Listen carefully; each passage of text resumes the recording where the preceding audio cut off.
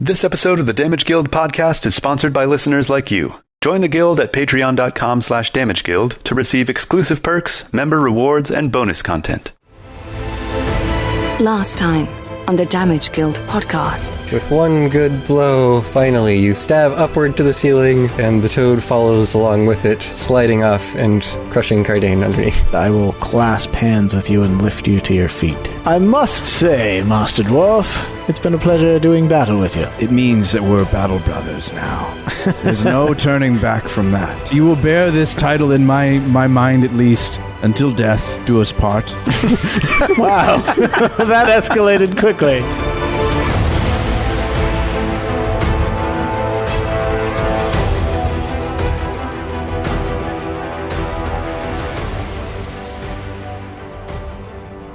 If it makes you feel better, I don't feel the same about Zara because she's not over here rolling around in the slime. I see. But I feel that way toward you, Verrol.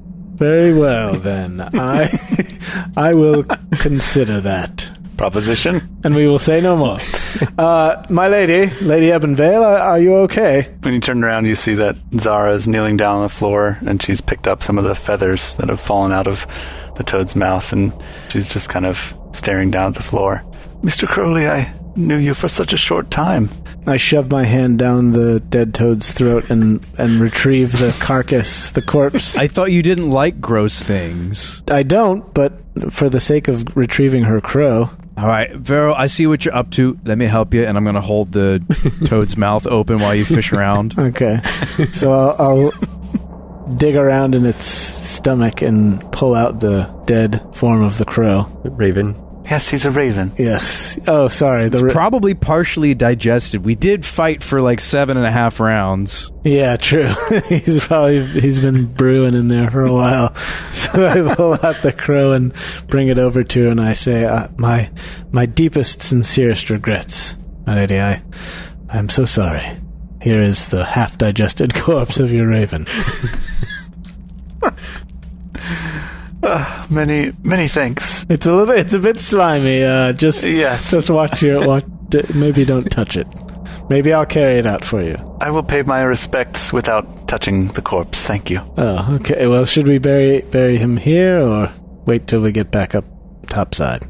Do familiars leave corpses? That's a good question, but we've gone this far, so... Maybe until you resummon it. Yeah, exactly. Maybe the corpse disappears. Well, we came expecting gremlins, Master Dwarf. What, pray tell, do you make of these toad things? I mean, they attacked us, so we had to defend ourselves, but I would have rather not needed to slay them. What do you believe has become of the gremlins that we came down here to find? Well, I'm sure they're glad that we ran into those toads. Verrol, I feel as though before continuing we're down a combatant, maybe we should graciously retreat and maybe fetch your partner? Perhaps.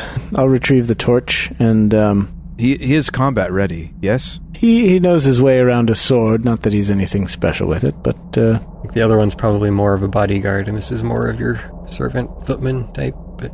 Yeah.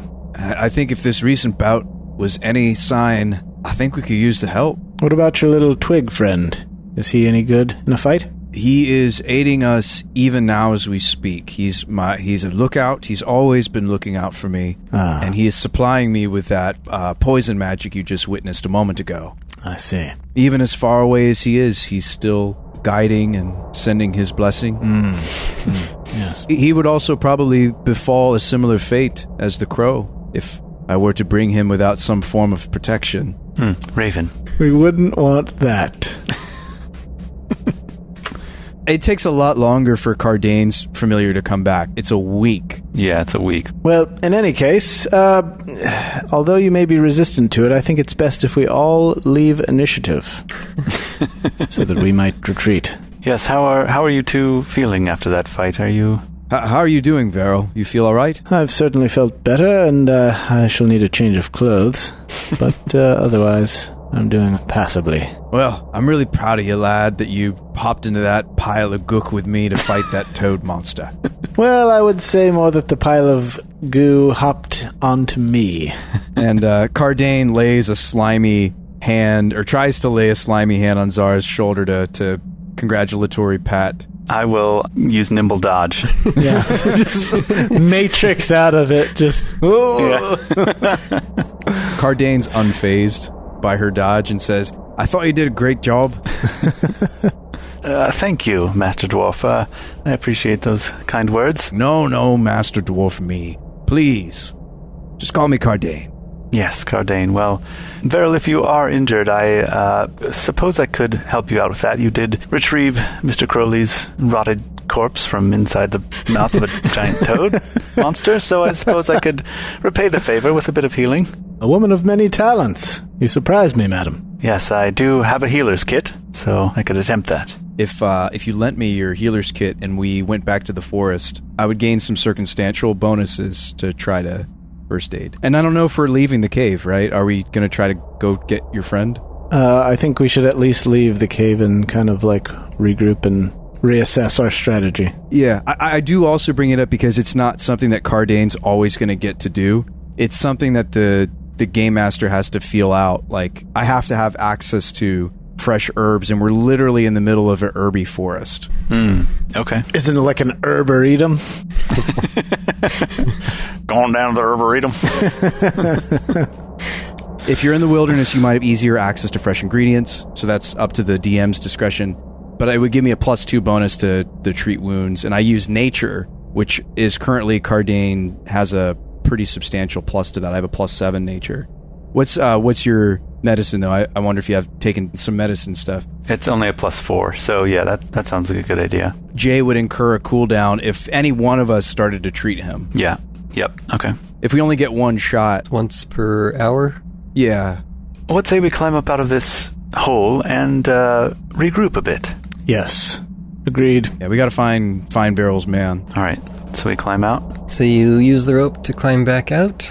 As you surface, you find Aerith there. Oh, I like smooth over the slime in my hair. Oh, my good man, yes. Anything eventful happening up here? He seems momentarily shocked as his eyes widen and he pulls his head back, but then he quickly regains his composure. Everything here has been quiet, Master. Nothing of interest to report. Very good. Same here. We are fine. Everything is going according to plan. We just wanted to come up and convalesce for a moment. I wonder if he's like, but sir, I see blood mixing with the slime. We voluntarily traveled down into a hole to explore it, and we encountered nothing, and now we are perfectly fine. We did not take any damage or anything. It seems like there's several puncture wounds in your shoulder. Oh, no, you must be seeing things. It's only a scratch. It seems like the slime is entering your wounds. I'm perfectly fine. If I may, sir, would you like me to help clean that off of you? If you would be so kind. As a matter of fact, since we appear to have forgotten to bring a change of clothes, I would like to exchange clothes with you, my good man. Please go behind the bushes there and give me your garments. Sir, you know me. I'm never unprepared. And he reaches into that bag that he packed up and pulls out an extra change of clothes for you. What if it's like the exact same clothes that Verrol has on now? Yeah. No, this is a much lighter set. It's just the basics, shirt and pants. I can always depend on you, my good man. Thank you. If you will, excuse me for a moment. And then I just go back behind some underbrush and change. And I start to forage for some medicinal herbs that might help. Kindly burn the clothes that are back behind those bushes, please. But don't set the forest on fire. Yes, sir. He sighs. He's like, he's been dealing with this for so long, and he's like, yes, sir. It's about to get a lot worse for this poor guy because we're going to take him with us. Actually, he wanted to go with us originally, didn't he? He just asked if I wanted him to come or to stay behind. They're supposed to be like on me, like keeping me in sight at all times. Yeah, I'm surprised that he let you leave him then. I try to get away whenever I possibly can, but he wants to follow your orders, but he has orders to follow you. Right. Exactly. Mm-hmm. He knows that if anything happens to me, then he's going to get in major trouble. Well, he should be eager to burn the slime clothing then, and for us to patch up the holes in your body. Yeah. So, Kardain, you were saying something about being able to heal. And I have already procured a handful of hopefully mostly relevant herbs. You see that nature is the answer for your ailments, right? You're like me. And I smell the fresh herbs, and I gesture over to Zara and let her smell the freshly picked herbs. Yes. She gingerly takes a very small step back and says, "Yes, I am just like you." You understand that this would be the perfect thing for giant horned toad monster bites. Yep. Were you saying something about being able to heal him with those herbs? Kardain kind of gestures, searching around his person. I don't actually have my heal kit on me, but if either one of you has one, I could perform basic medicine. Yes, as a matter of fact, I do. And she withdraws it from a thing on her robe, on her cloak. I've never seen one as fancy as this. Is this plated gold? Yes, everything I own is plated in gold. Kardain immediately gets his soily, gross hands and opens up and starts to touch everything. He's like, "Oh, my kit didn't have one of these." Touching all the gauze and the hypodermic needles and getting the dirt on it. Stuff that I'm not even going to use for his condition. The pills, the snake poison pills. I'm like, oh, so that's what comes in the fancier kits. And I don't even look over at Zara. I just begin my work and start to stitch and place the herbs on Verrol's wherever he was bitten, and start to just kind of in quick short order perform first aid. All right. Make your check. I shall. So it's I did roll a 1. Oh, yikes. But it didn't add the +2 for fresh herbs if the game master's going to rule that I get that. Yes, you get the fresh herbs, but a 1 is reducing the success category by 1. Oh no, so 10, but what happens? Did I just injure you, Jay? The bites become infected. It's a DC 15, which so you failed anyway. Ugh. And then with a 1, it becomes a critical failure, so the target takes 1d8 damage. Oh, wonderful. Is he also immune to first aid from this? Ow. Yes. For an hour. Mm-hmm. Oh, man. Well, I can tell you one thing. It's the last time I'll let any of you touch me. Verrol, listen. I'm so sorry. This has never happened before. I wonder. Oh yes, I'm sure. I'm so certain about that. Yeah. Mm-hmm. I look over at Zara and just slack open mouth disbelief. I've never done this to someone. She's just shaking her head. Well, it's really haunting Kardain because the sanctity of life runs so deep from his druidic order and training. He's just I've never carved someone like this before. Aerith looks over and says, "Perhaps you should have washed your hands first." Oh, but he needed medical attention. There is a river just over there. Yeah. All right, so Kardain's going to go clean himself up, and he's just he's kind of just in his head from this. I don't believe... What have I done wrong? All right, so should I try treat wounds? That's different than first aid, right? No, it's the same thing. Same thing. He's got an hour cooldown. Oh, okay. Before Kardain goes off to wash his hands, he hands the slimy first aid kit to Zara. Yes, thank you. I turn to Verrol's footman and I say, "Be a dear and clean this off for me, would you?" You're both using him as a servant. He looks over at Verrol. Do as the lady says. Yes, sir. He takes the kit and starts cleaning it, soiling several cleaning rags that he's brought with him in the process. Maybe that cool water will clear Kardain's head as I wash off my hands. I thought about it, and Verrol, I'm really sorry. And I want to make it up to you, and I don't typically do this. That will not be necessary. No, just give me... You do not need to worry about making anything Verrol, up. Please don't. Please do. Say no more, do no more. Everything is fine. Verrol! And Kardain starts to raise his voice. Verrol, listen. Life is very important to me, and you are a living creature. Last I checked. Yes, you're still alive. I don't typically do this, but we're battle brothers now. And so I can share with you another type of magic, and I don't feel any problems doing so. Does this magic involve physically coming into contact with you?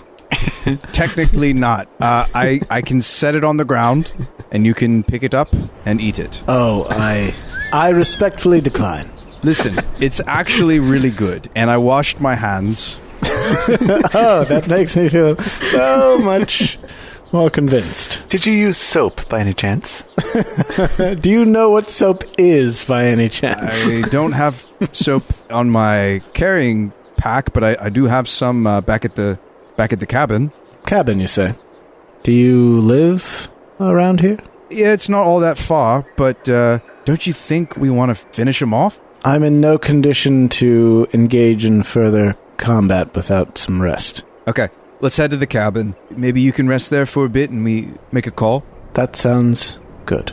Sir, if I may, we did say we would return back to the inn in just a few hours. That is true. Stoke will be worried about us if we do not return shortly. Perhaps we could make a stop at your cabin on the way. I could get me soap. You said that'd be important.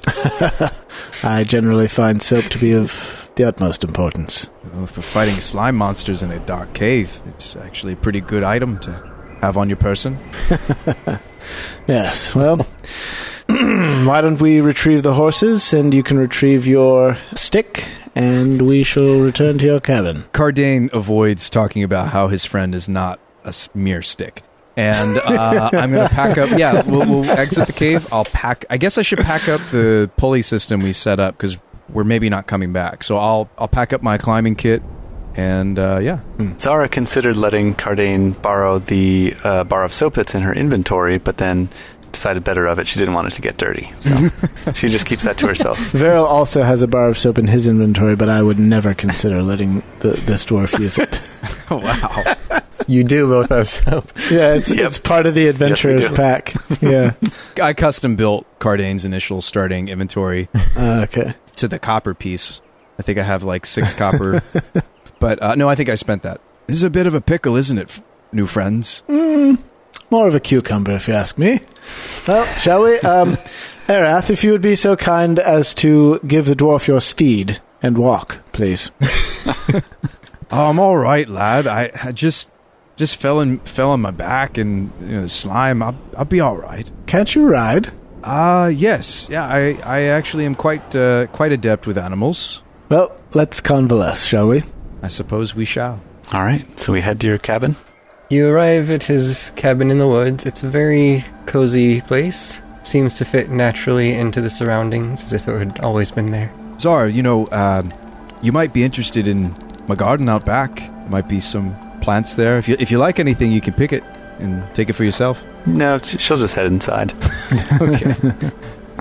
I'll instruct Arath to, again, tie up the horses somewhere nearby and then accompany us inside. Ceiling is a bit lower than you would like. I don't have water in the house. I'll go fetch some from the bucket out back. Very well. And so Kardain is going to grab the bucket.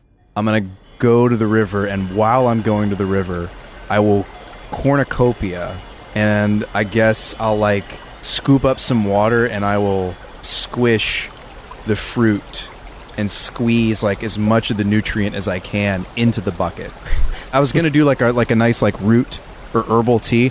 I don't think Verrol would take it. I think maybe he would be interested if I just give you a cup of water, mug of water, and hopefully you won't notice the taste. Try to squeeze the spell's effects into the bucket, and then my plan is to just pour his glass first and substantially. He'd pour pretty much all of it into his mug. So you prepare your special herbal drink. It just looks like I'm bringing a jug of water to the house. And in the meantime, the rest of you have been situating yourselves in his probably one-room cabin. Yeah, I look at the bed and make sure it's relatively, somewhat clean. You don't see any lice. Yeah, I assume there's furs, and I ask, gentlemanly, I ask, my lady, would you care to recline? If not, I would like to have a short lie down. Yes, of course. Feel free. I'll take the stool. Thank you. And I will lay down and take my boots off. Just relax with my feet hanging over the dwarven bed. All right, so I'll slosh back into the cabin with the bucket. Hey, got some cold water. Might as well take a sip while we're here. Just got this from the river. I could use with a drink. Some water would be refreshing. All right, so I'll pour it, again, heavily, mostly into Verrol's. Or no, maybe I took 2 buckets and I squished the cornucopia. That would have been smart. I would take both buckets.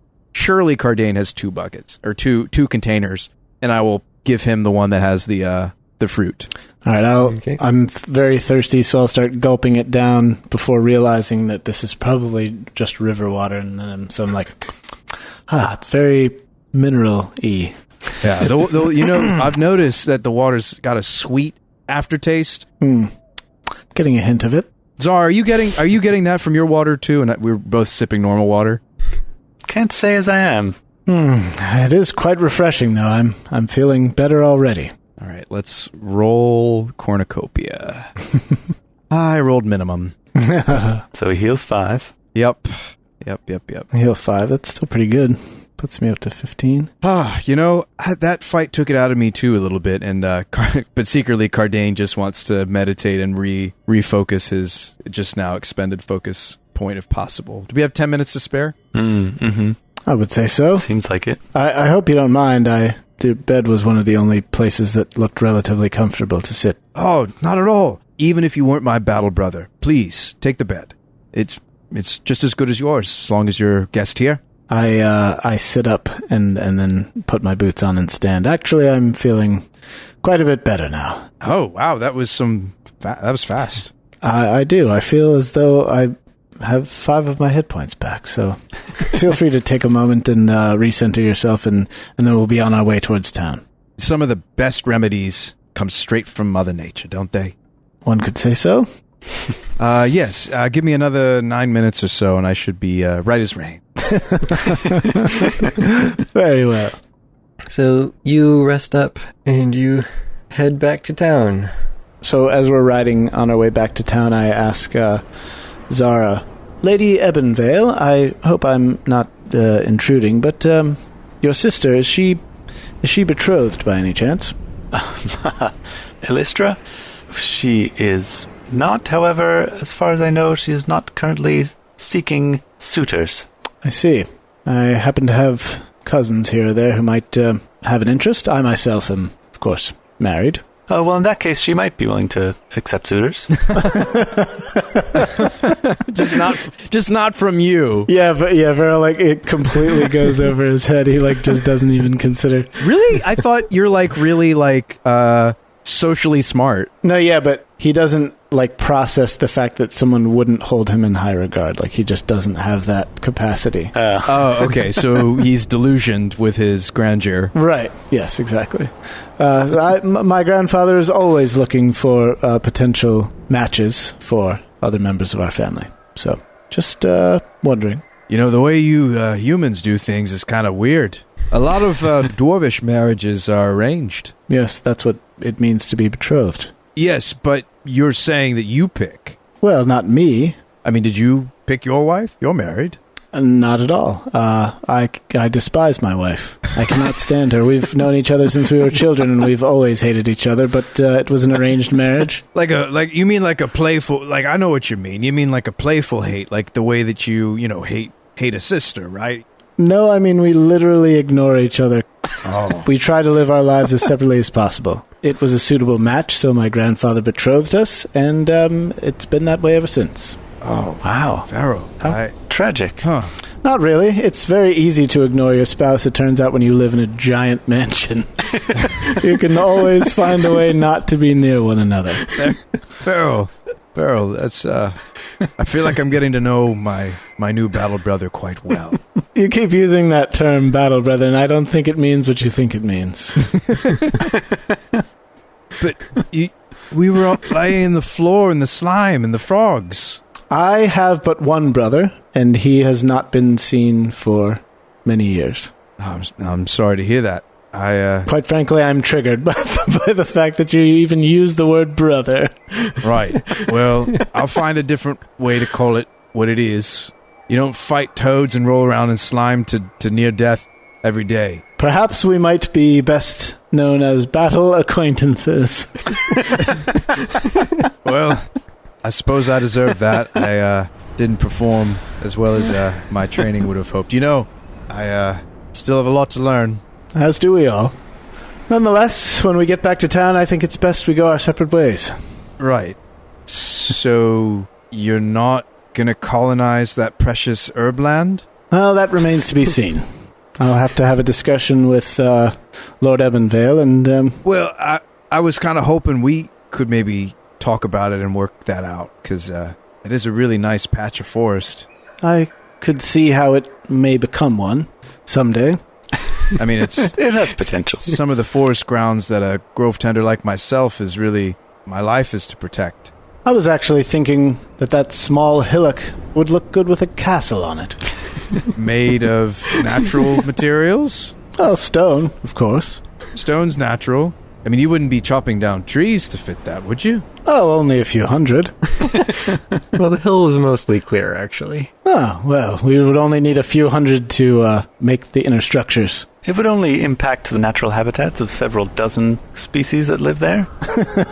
Probably drive them out of their homes. Well, if I may, you and the lady do seem born into wealth. Yes, my friends do say that. I would say my family came into wealth throughout the course of my lifetime. I mean, are you sure you need to get into such a business as the herbing business? You know, I've been a little curious, Zara. You really haven't been excited about the herbs like I thought you might. Well, I've read about them in books. I'm not exactly an enthusiast. As a grove tender, I have to report something like this. Like, this is a large structure you're planning to put right in the near a really nice forest. I mean, just between us as mates, you know, I probably have to tell them about it. Well, nothing's been set in stone as yet. There are many business arrangements to be made, if such a thing were to take place. So, don't you worry your pretty little dwarven head about it. We'll cross that bridge when we come to it.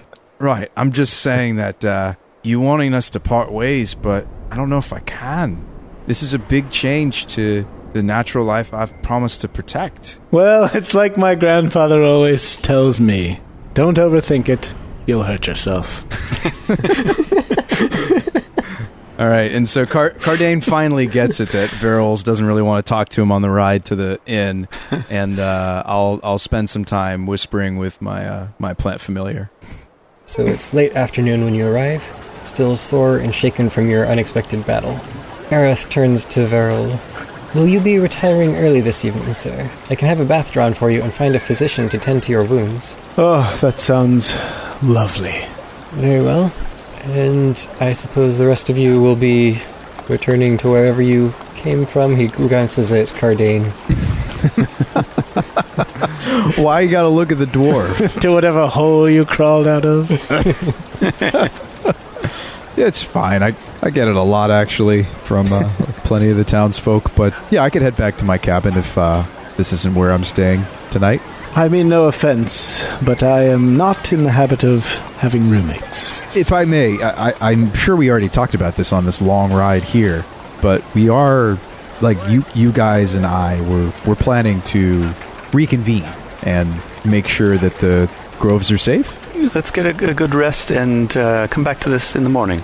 There are further discussions to be had surrounding these groves and their infestation. So yes, there is more work to be done indeed. How am I going to get back home? We're really far from my cabin. I was under the impression that there would be board for me here. If you prefer, I can ask the innkeeper if there might be room in the stables. There is a common room at the inn. You and your two footmen are taking up the only private rooms, but there's a common area. Oh, thank goodness. Yes, correct. I'm afraid the private rooms are occupied fully. Just a safe place to lay me head is fine. There are also some nice trees out back that could do as well. Do dwarves sleep in trees? You know, it is nice out. If I had my hammock, perhaps, but I didn't bring it. Well, then I trust you'll see to your own accommodations. Yes, and I'm gonna book one of the cheap rooms. How much for a common room bed? Yeah, I actually. So here's the thing. So I spent like everything. I have 6 copper. Yeah, how much is it? Because I might actually have to ask them for some cash. You can get floor space and a poor meal for 4 copper. Perfect. There you go. That's what I'll have. Yeah, they're going to pour me a meal. Excuse me, waiter. I'll have the pour meal du jour. Thank you very much. You just open your mouth. Just pour it in, please. Exactly. All right, I will spend... This is 2/3 of your remaining cash. Yep. And I will happily spend it instead of being out in the cold night. Not that I care. I could do it. I could. The Ebenvale estate would also have a guest room, or guest house even. I was thinking about that, but I did not want to impose. I feel like Kardain's relationship with Zara so far is not great. Yeah. I don't think would she offer that to me? I feel like even if I asked, she might just be like, oh, like, they're full this time of year. Sorry. Yeah, I think she wouldn't offer it unless you asked. Oh, well, then I'm going to add. But how would Kardain know about that is the problem. Exactly. I just feel like my character wouldn't know. Yeah. Probably not. And so I probably just pay. So, you book some floor space for yourself? Let's reconvene on this bridge. Very well. At sunrise? Yes, sunrise. And Lady Ebenvale, please request of your father that a contingent of his household guards be sent along for assistance with the gremlins, please. Yes, that's an excellent idea. I will see which contingent he would like to send. The cavalry, the infantry. A score or two should about do it. Yes, several battalions, I think. Yes, I'll inquire about that. Very well. I shall see you both on the morrow. Sleep well. Good night. Yes, good morrow, Verrol. There is one thing I would like to do. When I get back home, I'd like to meet up with the groundskeeper and ask him to bury Mr. Crowley in the backyard. Groundskeeper looks at Mr. Crowley and like, that's your... isn't it? Yes. Sorry about that. Such is the way of the short life of birds. I suppose so. It has been only a few months. I suppose it's a shame that he won't be around to squawk at us every morning. Let's hold a small, simple ceremony for him. Just a few standard bearers, 3 trumpeters, and 1 juggling fool. Please, if you would, just inquire about that in town. And 10 gunslingers to do the salute. Okay, but seriously. I think I would have asked the groundskeeper to just bury him in the backyard, and of course I'll be there and say a few words. Mr. Crowley, I barely knew you. You did sort of get on my nerves most of the time, but I tolerated you, and you will be missed. Right then. He dumps a load of dirt on top of the body. I had you only because you enhanced my powers. Yeah. On the inside, Zara's thinking, like, I'm not sure what I'm going to do now because Mr. Crowley was sent to me by my patron as his sort of mouthpiece, so she's not sure what's going to happen now. I mean, you still have your powers. At least for right now. When I get back home, I'd like to go to the family library and see if I can do any research to see if I can find out anything about these gremlins. There are different types of gremlins, and you can see that in your reading. They tend to be kind of disorderly. They like pulling pranks. Some of the pranks are more dangerous than others. Like some kinds are just kind of Annoying, yeah. Others are very painful or even deadly. They enjoy, inflicting pain and seeing misfortune and such. If you want to know specifics about them in combat, I mean, that's going to be highly dependent on which ones you're actually looking at. The way that recall knowledge is supposed to work is you ask me a question, I roll a check, and... Ask me these questions 3. Yeah. If it succeeds, I'll give you the answer to the question. If you get a critical success, then it's like answer it plus extra information or a follow-up question. Critical failure, I give you incorrect information. Okay. So if you have any questions specifically... Okay, well, let's go with the classic. Do these gremlins have known weaknesses or resistances? So you find that there's not anything across the board, but there are several types that are weak against cold iron. Cool, that's good to know. And I'll peel back the curtains for our listeners a little bit here and say that playing a witch is a prepared spellcaster, which I have been absolutely dreading. I much prefer playing spontaneous casters, but I love the flavor of the witch so much that I just decided to do it anyway. And the main piece of advice I read online was to do your research in-game ahead of time, to know your enemy if you can, and then prepare your spells based on that. So I think there are going to be a lot of trips to the family library or the library in town or whatever, just like doing lots of recall knowledge checks. But since this is such a broad category of creatures, it's hard to pin down any one thing that might be useful. Yeah. So that would lead to one follow-up question. Is there any cold iron in the house? And or is there a blacksmith in town? It is a rare material. You don't have any in your house, since it's not something that there would really be a need for most of the time. You could buy just a regular chunk of cold iron for 10 gold. 10 gold. Oh, wow. Okay. You could pair that with needle darts. Needle darts. Exactly what I'm thinking. Oh. Yeah. Because you can take a piece of metal and form it into the 3 darts and whatever it's made of. Oh, okay, so the darts maintain the properties of whatever metal you use? Yep. Wow. Yeah, it's pretty cool. What? Sadly, I have much less than 10 gold pieces in my purse right now. I could ask Father for an advance on my allowance. My loans, yeah. Could the chunk of cold iron be haggled to a smaller amount? You don't need very much to use needle darts. It's 10 gold for light bulk. Which is about as small as it gets, yeah. Amount. All right, it was worth a try. Yeah, we'll come back to that. I'm sure we'll be able to afford cold iron very soon. Yeah, if we try to get a chunk of cold iron that Zara could have on her person. I'm getting into the Pathfinder mentality of, like, you actually have to think. You actually have to think. You know? Yep. Know your enemy. Yep. Yeah, and the funds that I have access to are pretty much just for living expenses and palm greasing and things of that nature. Yeah, expensive bubble baths. Yeah, exactly. So the night passes. Your wounds are tended to, Verrol. So you get full recovery. Nothing a nice warm bath and a visit with a doctor couldn't fix. Zara, when you wake up in the morning, you are surprised to see Mr. Crowley sitting there perched in his usual spot next to your bed. Mr. Crowley, what is this? What are you doing here? You didn't think a little thing like dying could get rid of me, did you? Did she send you back? Did she return you from the underworld? I'm afraid you're stuck with me, and I am stuck with you.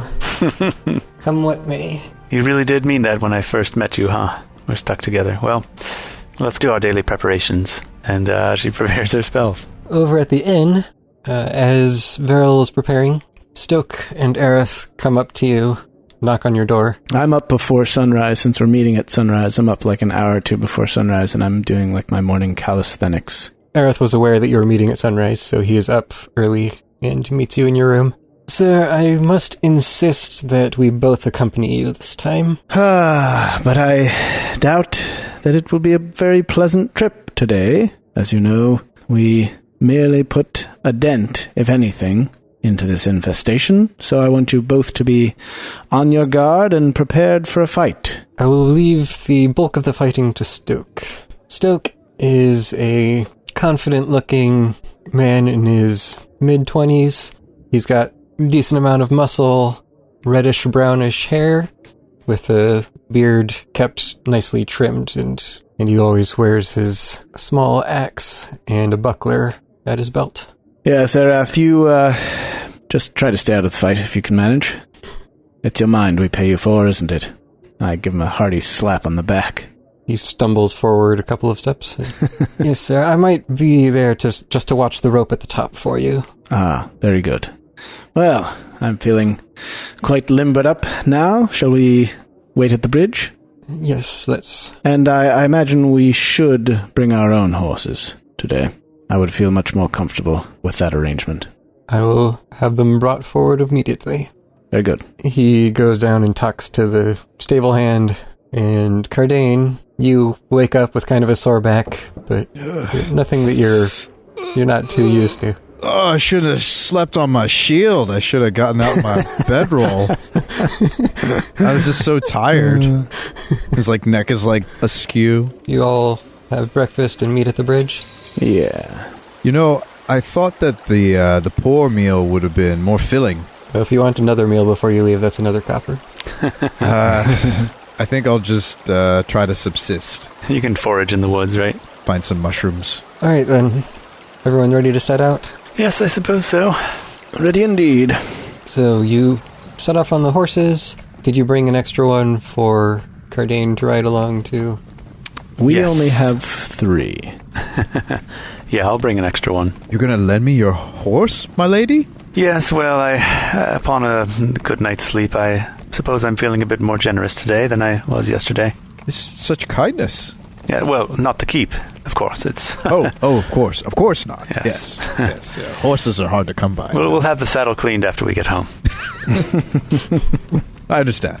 So on our way to the grove, I'll whisper to Erath and say, keep the dwarf occupied for a few moments with some of your rousing conversation, will you? Certainly, sir. Thank you. So Aerith, I guess, pulls back and starts talking to Kardain, asking him what you enjoy so much about the land and the trees and anything you know about the herbs and so on and so forth. Kardain's a free speaker. I open book. And while he does that, I'll spur my horse forward a little bit and go sidle up next to Zara. And I'll say, Lady Ebenvale, if I might have a word, I notice your crow has returned, or is it that you've found a new one? Yes, my raven. Yes, Mr. Crowley has returned. My patron has sent him back. From the afterlife, it would appear. Oh my. Well, it is quite surprising. But I suppose congratulations are in order? I suppose. I am both glad and a little annoyed to see him back again. I suppose he does serve a purpose. Now, I do not wish to offer offense, however, I must ask, due to the nature of your powers, you mentioned a patron, is it possible that you or someone you know may wield the ability to locate an individual based on a paucity of information one may possess about them? Are you asking if I know a spell that could do such a thing? I sort of take a look around to make sure no one else is listening. Let me put it this way. Whilst I have indeed been sent to oversee the affairs of the township for an extended duration, I would be remiss in my duties were I not also to expend some effort in searching for a person of interest to my family. You see, I have come armed only with a surname and a set of potential aliases under which this person may operate. Now, this, as you might imagine, is a rather sensitive subject, and were you to help me find this person, I could see to it that my grandfather approves your father's request for funds to begin harvesting from the grove. Ah, I see.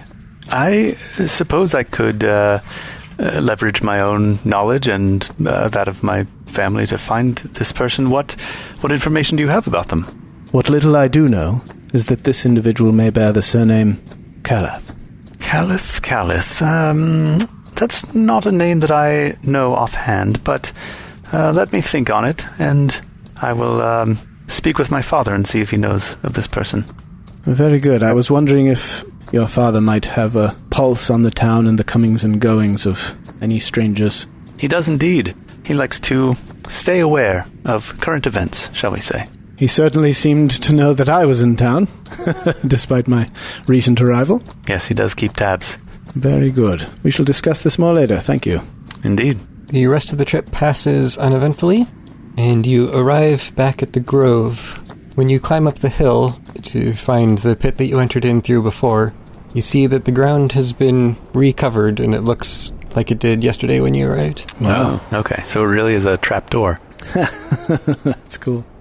Can we tell sort of the general area where the trapdoor is? I mean, you can't really see it, but you can remember from where you were last time. Okay. All right. Stoke, kindly go stand on that spot over there, will you? Aerith says, Sir, I believe we should be a little bit more prudent in our movements. Perhaps. I just thought Stoke might enjoy a little ride. The slide was rather entertaining on the way down. Stoke smiles a bit. I'm afraid you're not going to be able to trick me that easily, sir. You're a clever one, Stoke. And I draw my rapier and have like a little play fight with him, because I know if I draw on him, he'll draw in response, and we'll have like a little duel. Mini duel, yeah. So your rapier and his axe clink together a few times. Yeah. Minigame unlocked. Right. I feel better already. Invigorated. Ready for a fight. So we... Open up the trapdoor Yes. in a more careful manner. Yep. Yeah. Aerith says, shall I wait up here then and have Stoke accompany you? that would be best. Very well then, sir. Good luck. May fortune favor you. And you as well. Keep your wits about you. We shall return shortly. He lets down the rope and you all climb down. Then do you want to light another torch and start exploring? Yes. Yes, perhaps I should hold the torch this time. I do have a free hand. Well, thank you. All right, we head down the tunnel. You follow the previous passage that you've already explored down the tunnel. When you get to where it splits off into the small room where you fought the toad on the ceiling, you note that there are no bodies of the two toad creatures. Oh, is the slime still there? The slime has kind of dried up, and it's no longer slippery and stuff, but it is still there. It's all crusty. Nothing like a little crusty slime to brighten your day. Stoke says, Sir, if you would, perhaps I should take the lead? If you insist. I would need the light to stay up here with me, though, so if you wouldn't mind, my lady. Very well. So he's leading the way down the short tunnel, which gets narrower and narrower as it goes. Master Kardain, keep up if you would. Yes, of course. I can't help but notice your hairstyle. The front is rather businesslike, whereas the back bears a striking resemblance to an uncivilized soiree. What do you call it? Well, I actually cut it myself. Oh, I can tell. I mean, it's not an uncommon hairstyle for dwarves of a particular group. Ah, I see. Personally, I find it fascinatingly dreadful. Why don't we talk about hairstyles perhaps later? Very well. After some rousing combat. Yes. Finally, after this narrow passageway, you squeeze through the gap in the wall and emerge in a half-collapsed room. The half opposite you has dirty wooden planks forming the walls, floors, and ceiling. Here and there, roots poke through knot holes or gaps in the wood. Any signs of what the room was originally built for have been removed, but you could imagine it might be part of a pre-ruin era home or something similar. Oh. There's a closed door in the far corner. It looks like the handle is rotted out, leaving a small hole in the door. Do we feel like wind around us, or is the ceiling above us still earthen, like it's a ruin, but it's basically buried? Well, the part that collapsed is all dirt there, and it's kind of like weighing down on the roof, so it looks like this whole ruin has been buried under the ground. Okay. When I said it was a pre-ruin era, ruin is the modern era, the modern calendar system. So pre-ruin would be anything before the cataclysm when the wardens disappeared. Okay. Okay. Gotcha. So it's like ruin 248. That would be how it's done, but the actual date is ruin 58. Ruin 58. Okay. That's cool. And this is Annivis, the first month of the calendar year, third week of spring. I love Annivis. All the herbs poking up. The fresh spring herbs. So this door has me a little wary, friends. I'm going to ready my shield. That is a good point. As far as exploration activities, you can basically pick one thing that you're going to be doing while you're walking around. On your actions tag, if you go to exploration, I've put a bunch of the common ones in there. Wow, that's awesome. I didn't realize there were so many. I would say I would be following the expert, but that depends on whether Stoke is doing something that requires him to be making checks. I don't think you have any experts in your party at the moment. That would be like if someone's sneaking ahead and you don't have the stealth ability, then you would follow them to get better results. So scouting allows you to get a bonus on initiative for the whole party if combat breaks out. Searching is the only way that you would reveal hidden doors or traps or anything, or enemies. Detect magic if you want to just know when you're entering a magic area. Defend if you want to have your shield always ready at the start of combat.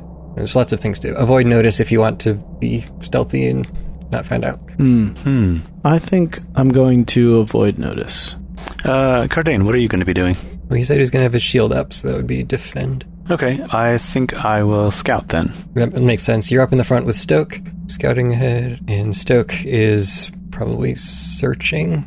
Can we give exploration activities to familiars? I don't think so. Okay. I was going to say, I've seen lots of posts that talk about one of the best uses of familiars is scouting. But that doesn't mean they're doing the scout exploration activity. I realize that. Yeah. I do plan to do plenty of scouting with Mr. Crowley, but outdoors. Yeah, when we see that door, I nod to Stoke and he sort sort of knows what to do. He knows that I'm going to ask him to go through it first. Verrol, do you want to come up toward the front lines as well? Yes, indeed. All right, so Stoke bends down and peeks through the hole in the door. Says, "Can't see much. Just looks like a hallway." And he stands up and carefully opens the door, steps through. The hall extends to your left. There's another door in front of you, a door on your left that's directly next to the one that you just came out of, and another door farther down the hall on the right. Then the end of the hall opens up into more of the dirt cavern. What is the current material of the hallway like? Is it carved stone? No, this is a wooden structure. Okay, right, it's all wooden. Okay. Where do you think we should go, sir? Check that door to your left. He steps forward. It's locked. Locked, eh? Does anyone here have a lock-picking set, perchance? It just so happens that I do. I could try my hand. Why, Verrol, are you a burglar? I wouldn't call myself a burglar. Maybe a purveyor of the goods of others? Not so much. More a lock enthusiast, I suppose. I see. Lock-picking lawyer. I could give it a try. Shift and right-click on the door, and it will try to pick the lock. Oh, nice. So it rolls it automatically for you. Does the Thieves' Toolkit give me... Or it just allows you to do it without a penalty. Okay. I believe is how it works. I can't seem to figure this one out. Verrol, what did you roll? My roll was only an 11, which is not very good. Ah, I see. I'm a bit new at this. You'll have to bear with me. Oh, that's all right, lad. At least you tried. You can try however long you want, but if you get a critical failure, then your lockpicks break. Let me try this other door here, next to you, Lady Ebonvale. I'll see if I have better luck here. Oh, this one's not even locked. It's open. The door opens in front of you. This room is smaller than the first you were in, but looks to be completely intact. The floor is covered in a thick layer of dirt, hiding any possible flooring that may be here. You detect a faint scent of sewage. There are 2 more doors in this room, one on the left wall and one ahead. Stoke, go investigate that awful smell, please. Whatever you say, sir. He steps into the room. Roll a sniff check, would you? Be so kind. Be a good lad. As to follow your nose. It's hard to tell where something's coming from. Then he takes another step forward into the room, and the floor collapses out from underneath him. Oh, no! Oh, my goodness. What? Well, at least it wasn't one of us. One of us? Stoke is one of us. Oh, yes, of course. So Stoke steps forward, the floor collapses out from under him, and he reaches out and then catches himself hanging above this pit. Stoke, are you harmed? Just as the dust starts to settle, you look down and see a gigantic centipede clinging to the wall near the bottom. Oh, I hate centipedes. Which rears up and begins to move towards Stoke. Ooh, gross. I just killed one today, actually. A giant centipede? Wow.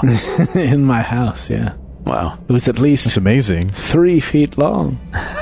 More like an inch. The pit itself is filled with foul-smelling refuse. Oh. That's the worst kind of refuse. Everyone roll initiative. Roll for initiative. Da da da da da da da da. Roll for initiative. Da da da da da. It does. It makes perfect sense. Thane's favorite.